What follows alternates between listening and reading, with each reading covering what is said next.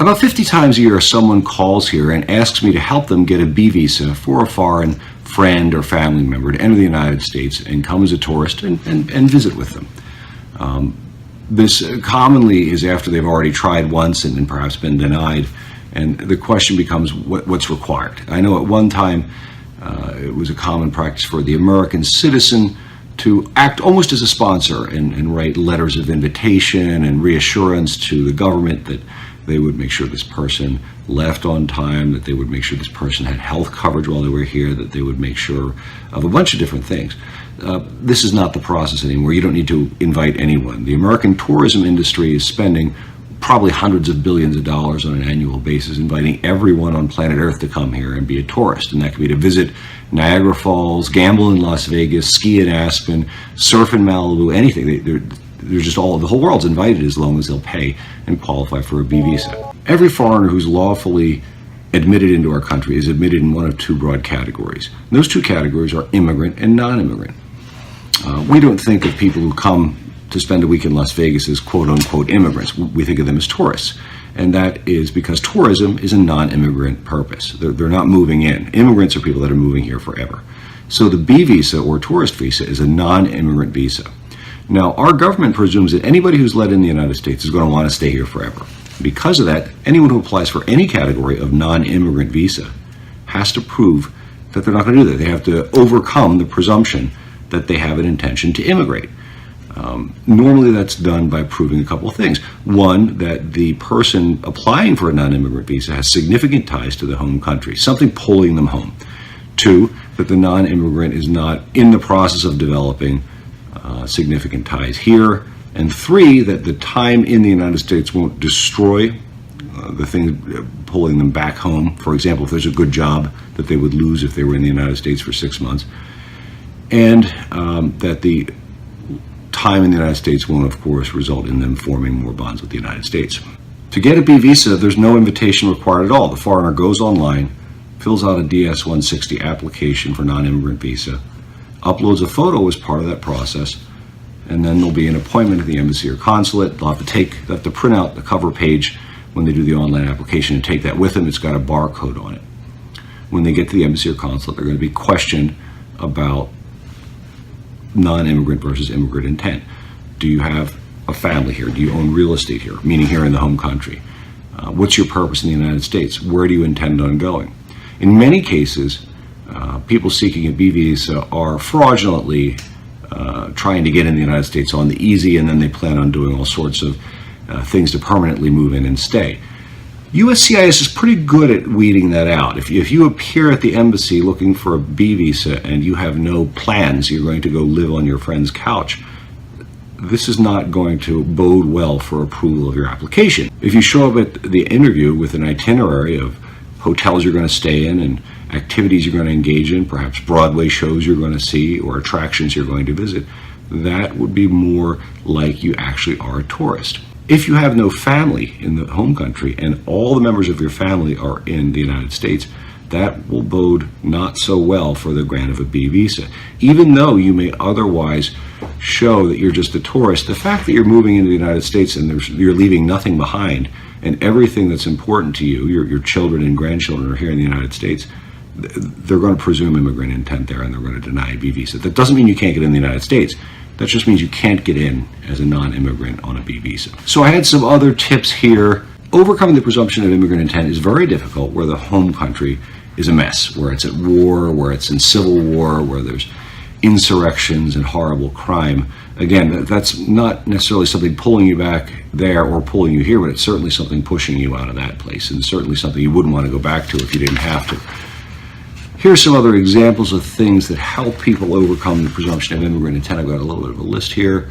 Ownership or lease of property in the home country, evidence of business or other holdings in the home country, documentation of the temporary nature of the visit. You've got to, even though a B visa is usually good for 180 days, you've got to return flight in 2 weeks. proof that you have the ability to make a trip of the length that you want to make without losing your job.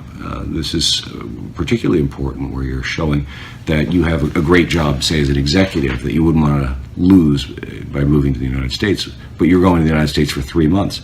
There'd be some question about what's going to happen to that job if you're left in the if you're not there for 3 months.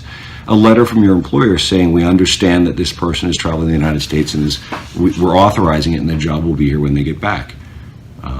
Again, as I gave the example earlier of an itinerary, places you plan on staying, attractions you plan on visiting, family members. If you had a bunch of kids that needed your supervision that you'd be leaving behind if you moved to the United States, that can be good evidence that you're going home too.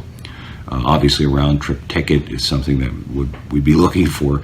If you've only got a one-way ticket, that kind of indicates that you're not going back. So that's it. I mean, there's no invitation, there's no need for the person in the U.S. to show anything.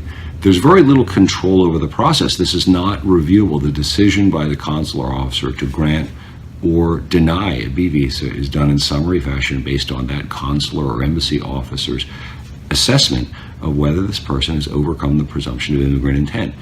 If that isn't done to the satisfaction of the consular officer, you don't get the B visa. Now, you can reapply, but you wouldn't want to do that a week later. You'd have to wait a while. If you're successful at the interview, a B visa will be granted and affixed inside your passport by the consulate or embassy. That visa, in many cases, is good for 10 years. That doesn't mean you can enter the United States and stay in here for 10 years. Normal B visa admissions to the United States are for 180 days. That's 6 months. That means you have up to 6 months from when you enter the United States to go home. If you stay beyond that 6 months, you'll start accruing unlawful presence. You're an overstay. It will probably cancel your B visa, and you won't be allowed back in on a B visa. And after 180 days, you become inadmissible to the United States for 3 years. After 365 days, you become inadmissible to the United States for 10 years. I discourage strongly overstaying a B visa, particularly in light of the fact that we can get you an extension of another 6 months without having to go home in most cases. It's a relatively inexpensive process. I think the whole thing here goes out the door, including filing fees for around $1,200. And that would get you another 6 months in the United States if you wanted to extend your B visa. But overstaying the B visa is a very bad idea. Similarly, if you want to change your purpose in the United States, we can help you with that too. And again, for a similar fee of around $1,200, including filing fees. And that process will be change of status. For example, if you were here as a tourist and decided you want to engage in classes, take a class in something you found interesting while you were here, you would then want to switch to what's called an F status. That's a student visa, and that would allow you to stay as a student. And those have a very nice long duration, and that's how long you're in classes. So it's the duration of your studies instead of 180 days. Neither B nor F people can work. A B visa holder is not allowed to do any work of any type. That would be a violation of the B visa status and an immigration crime. It would make you subject to deportation. So I strongly discourage working and getting caught working on a B visa.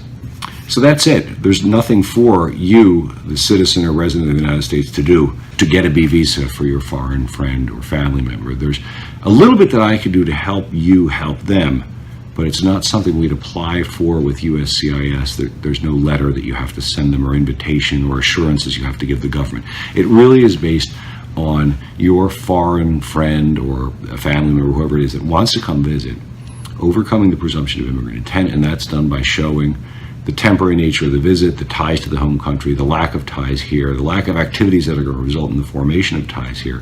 We provide advisory services for people that are trying to get a B visa for their friends and family overseas. We do that on an hourly basis. If you have any interest in that, you can go ahead and call me. My name is Joe Murphy. I'm a lawyer with Allegheny Immigration Group. My office number is 412-521-2000. My cell, text, and WhatsApp are all the same number, 412-973-3442. If you haven't tried WhatsApp, I strongly encourage it. It's a pretty neat app. You download it. It's free for Android and iOS. You can text, chat, even video chat worldwide. It's free. It's international. It's encrypted. So it's a great tool for immigration lawyers like myself. And it's very good for you too. The encryption end-to-end is a nice privacy feature. And again, it's free for iOS and Android. You can download that on the App Store.